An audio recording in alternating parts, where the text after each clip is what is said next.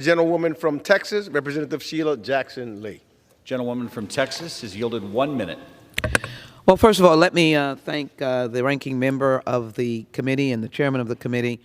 And let me thank my colleague from the Judiciary Committee, the gentleman from Florida, because this is a thoughtful initiative dealing with the question that Congress must confront, and that is the AUM in its totality. We've had it since 2001 and beyond, and I believe that is an important discussion.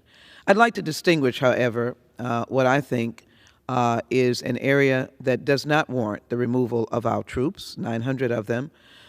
It is a tough area. It is an area in Syria where if you talk to Syrian Americans, they want the people of Syria to be protected.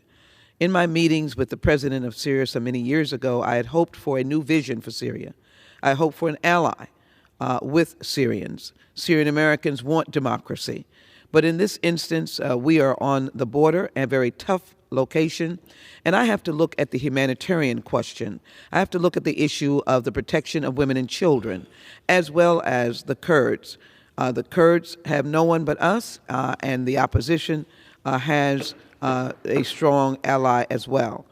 So another 30 seconds. Gentlewoman is yielded 30 seconds. So I would recognize the fact that we all want peace. But in this instance, also in the midst of the crisis of the earthquake, you knew that the stories and heard the stories that the Syrians in that area were not getting help because of the conflict and fighting. That's tragic that we allow people to be desperate and need humanitarian aid because they cannot get the protection they need.